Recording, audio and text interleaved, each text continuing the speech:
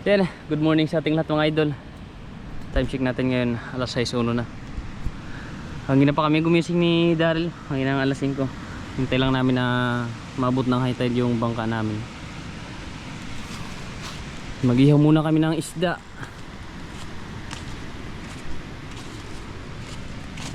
Ilak, tapos surahan na bayarungon. Siyempre yung shift natin. Shiplo. Paano muna kami ng apoy. Tapos ihaw, kain, relax, dive. Napakakalmado dito sa may El Llorente.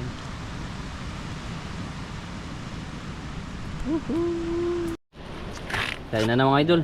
Luto na yung inihaw namin na ilak. Tapos surah na bayaro ko. Ito yung kanin pa namin, no? Ang dami pa. Ano kutsara? Kaya tayo kain. Kamayan na lang. Gamitan natin ang diving knife para yan, wala nang arte-arte, para makakain lang tayo.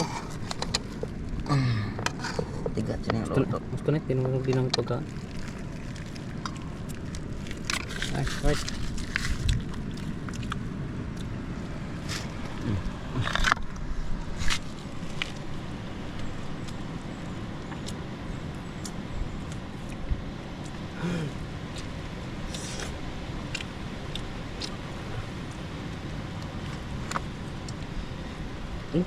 Ilak.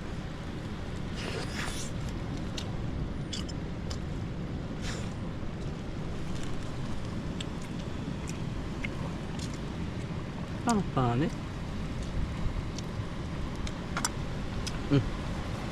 Tanggal.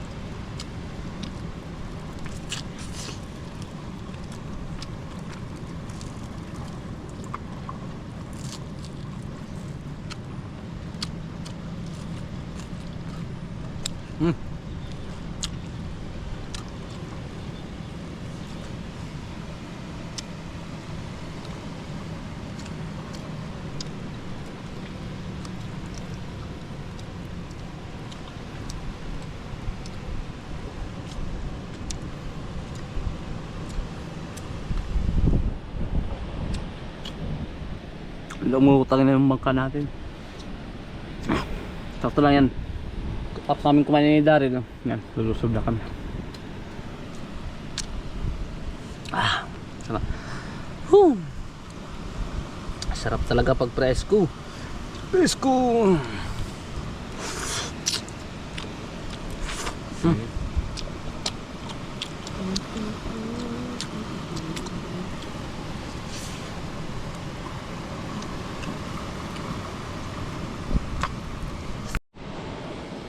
Right. Tapos na kami mga idol kumain ni Daryl. Mag-relax lang kami ng ilang minuto tapos dive na kagad. Malabo. Malabo.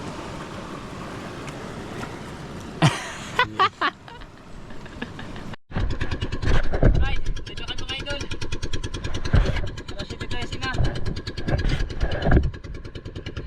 Dive na kami, mag-race lang kami dito sa huli namin ng isda.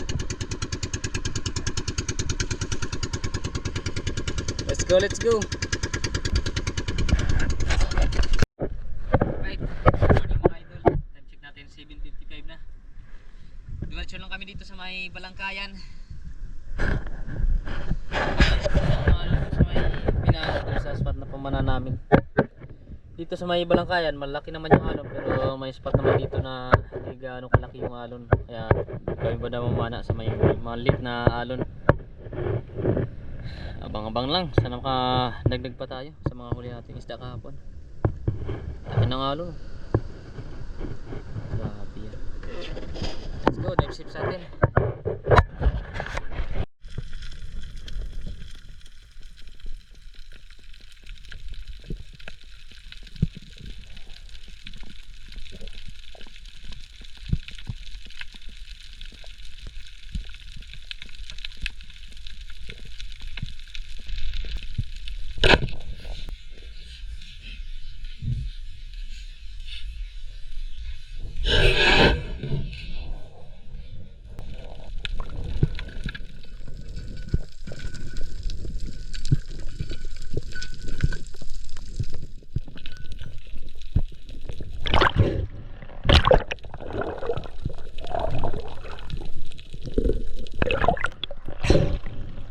kilod. Yun naman natin mga idol. Isang ilak. Good size na ilak mga idol. Thank you Lord. Salamat. Salamat Lord.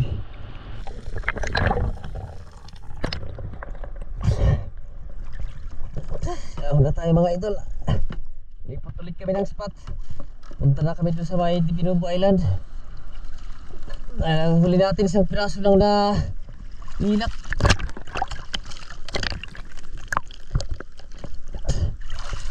Marami sanang ilak dito sa may Balangkayan, kaso nahirapan tayo sa pag-target. Doon kasi pumepesto yung mga ilak sa may malo na area.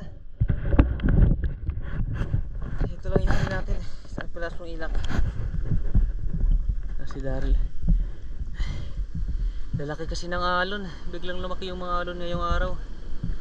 Sana dun sa Divinubo hindi ganun kalaki yung mga alon dun para makapamana tayo ng maayos. Let's go.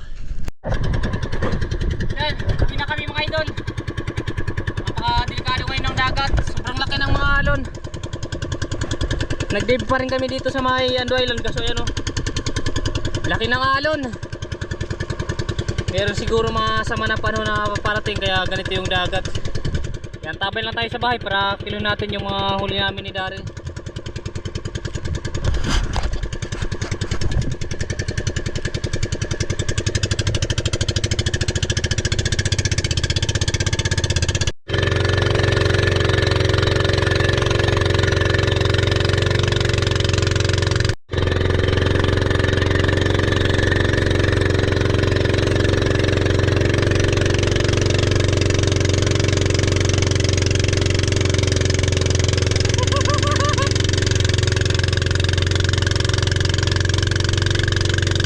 Right, nandito na kayo mga idol sa may Pantalan. Iskarga muna namin yung huli namin na isda. Tapos dali namin sa bahay para kiluhin. Then magandang tanghali mga idol. Karating lang namin dito sa bahay. Ito lahat yung huli natin. Yung ibang huli natin, inulaw na namin tapos binigay namin dun sa tinulugan namin dun sa may isla. Ay magsasaka kami na nakita kaya binigyan namin ng pang-ulam. Ito lang yung mga huli natin na natira. Pinalabas ni Kapitan. Ito naman. Ito lang yung huli ni Daryl. Kiluhin natin kung ilang kilo tayo. Itong malaki, hindi natin ito ngayon makikilo. Baka mamaya na. Maghanap tayo ng malaking. Ito nga sentro. Hindi na lang usa ka danoy. Ito na lang. Panit. Bangugan. Pangugan sa itong isa. Dingit sa sabot. Sarap. Hoy. Duha. Bigit na bangugan. Kiluhin natin itong malilit muna. Nakakilong ko lang siya na malilit. 2.9 itong ano natin ilak. 3.2. Ito naman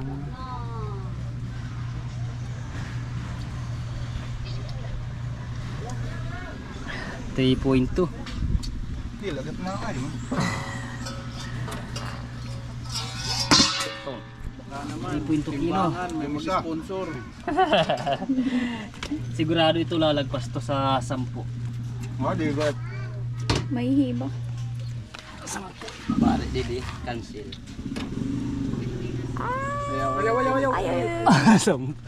Sigurado may higit 10 o abot ito ng 11 kilo. Kaya tabay lang tayo maya kasi ano natin to, i-kilo rin natin. Alam tayo ng mga laking kilohan.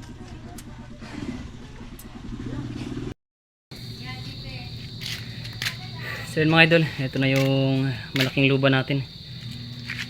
Dito na natin ibinenta sa Divinubo Island, pati yung isang luba na maliit. Umabot ng 10.5 kilo pero binenta lang natin yan ng 10 kilo. Tapos ito naman 3.25, binenta lang natin to ng 3 kilo. Ayos na, naka record na naman tayo ng malaking luba. 10.5 para dako. abang-abang lang tayo para ipakita natin walang yung kinita natin sa mga luba na ito. Magandang tanghali sa ating lahat mga idol. Bali ito lahat sa kabuuan yung nabenta natin tapos yung kinita natin. Yung nabenta natin na ilak o danoy 1.5 kilo yung naibenta natin. May kinita naman tayo na 420 kasi 280 yung pagbenta natin. Tapos dito sa Bantulon o yung luba yung pinakamaliit 3 kilo. Tapos yung malaki naman 10.5. Binenta naman natin ito ng 250 per kilo kasi dineliver lang natin dun sa Dibinubo. Yung maliit yung kinita natin 750 kasi binenta na lang natin yan ng 3 kilo. Excess na yung 200 grams. Tapos yung 10.5 kg natin binenta lang din natin yan ng 10 kilo. Excess na rin yung 500 grams. May kinita naman tayo na 2,500. Sa kabuo naman yung ating kinita dun sa Danoy tapos sa dalawang luba, yan, may 3,670 tayo na kinita. Tapos babawasan ng starting namin 1,500 siguro yung starting namin. Yan, may mahigit 2,000 pesos pa rin tayo na natira. Malaking tulong na rin mga idol para sa pang araw-araw natin na pangailangan. Napakalaking blessing na. Bali wala muna tayo mga idol, shoutout sa video natin ito. Sa susunod na lang na upload natin. God bless po sa inyo lahat mga idol at maraming salamat sa walang sawang pagsuporta at pagsubaybay sa ating muting channel.